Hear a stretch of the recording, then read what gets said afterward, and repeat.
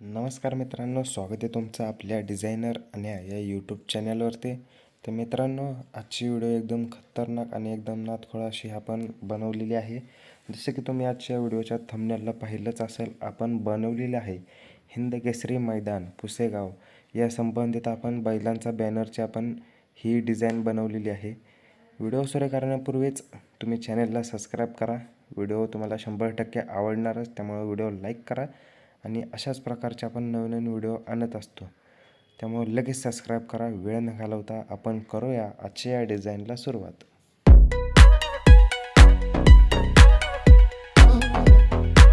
नमस्कार मित्रांनो, स्वागत आहे तुमचं. आपण आता तुम्ही बघू शकताय, हे आपण पील फाईल आपली ओपन केलेली आहे. पील फाईल एवढी अशी जास्त काय मोठी पण नाही आणि जास्त छोटी पण नाही. आजच्या डिझाईनची ही साईज आहे. साईज तुम्ही व्यवस्थित बघून घ्या कशा प्रकारे आपण साईज घेतलेली आहे. त्यानंतर आपण सगळ्यात पहिल्यांदा व्हाईट बॅकग्राऊंड घेतलं. तुम्हाला चेंज करून देखील दाखवतो मी. हे व्हाईट बॅकग्राऊंड घेतलं. त्यानंतर हे बॅकग्राऊंड आहे, आपण इथं बॅकग्राऊंड बनवलेलं आहे. हे बॅकग्राऊंड आपण इथं बनवले. एक दोन तीन वेगवेगळ्या फोटोचं आपण हे बॅकग्राऊंड बनवून घेतले. इथंच जागा आपण बनवून घेतले.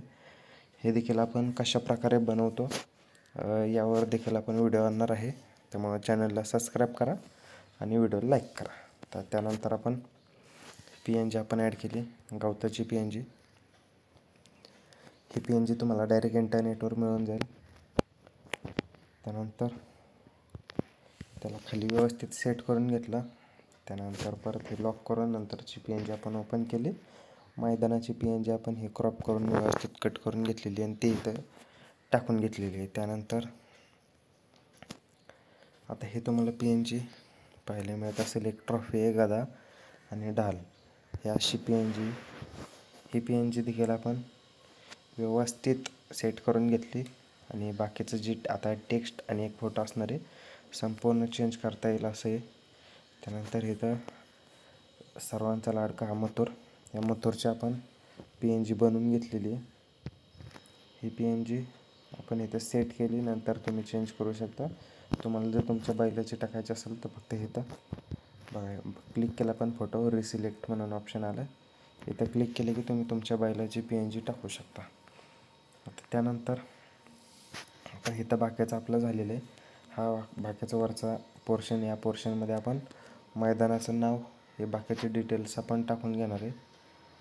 त्यानंतर सगळ्यात पहिल्यांदा आपण हे नाव टाकून घेतलेलं आहे, महाराष्ट्रातील जुने आणि पारंपरिक ओरिजिनल हिंद केसरी किताब मिळवणारं मैदान.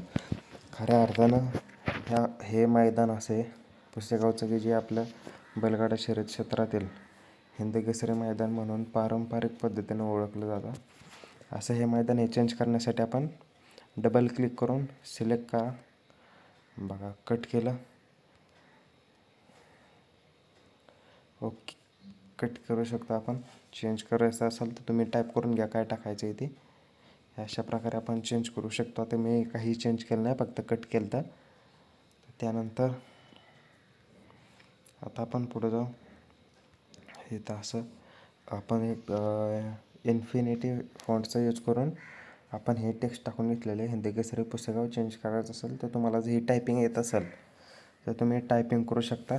जास्त अवघड टायपिंग नाही आहे.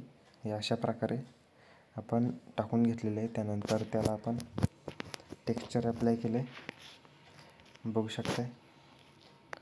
आपण टेक्स्चर अप्लाय केलेलं,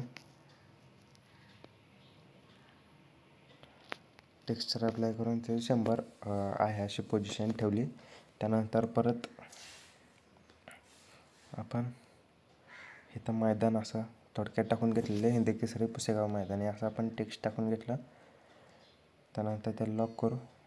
त्यानंतर जसं की तुम्हाला मागच्या व्हिडिओत PNG दिली ते त्याच PNGचा फॉन्ट यूज करून आपण इथं हे टेक्स्ट टाकून घेतलेले आहे, म्हणजेच फॉन्ट आपण टाईप करून घेतलेलं आहे. इथं तुम्ही बघू शकताय कशा प्रकारे हे आहे. हा देखील फॉन्ट तुम्हाला आपण देणार आहे. त्यानंतर परत आपण हे तशा अजून एक थोडंसं एक लुक आणण्यासाठी, आकर्षक लुक आणण्यासाठी आपण इथं परत एक आपण फॉन्ट टाईप करून घेतलेला आहे. त्या फॉन्टचा यूज करून आपण इथे एक टेक्स्ट टाईप करून घेतलेलं आहे, जेणेकरून एक डिझाईन तयार झाली. त्यानंतर आता हे आत्तापर्यंत आपण जे केलं ते सगळं वरचा पोर्शन झाला, वरचा पोर्शन फिल झाला. आता आपल्याला या खालच्या पोर्शनमध्ये आपल्याला बाकीचं काय असेल ते आपल्याला डिटेल्स भरून घ्यायची. त्यानंतर आपण सगळ्यात पहिल्यांदा हे क्राउनची PNG ॲड केली. त्या PNGला आपण सेम टेक्स्चर अप्लाय केलं, जे आपण वरती केलं तर ते टेक्स्चर आपण खाली अप्लाय केलं. त्यानंतर हा देखील इन्फिनिटी हा DG फॉन्ट आहे मित्रांनो.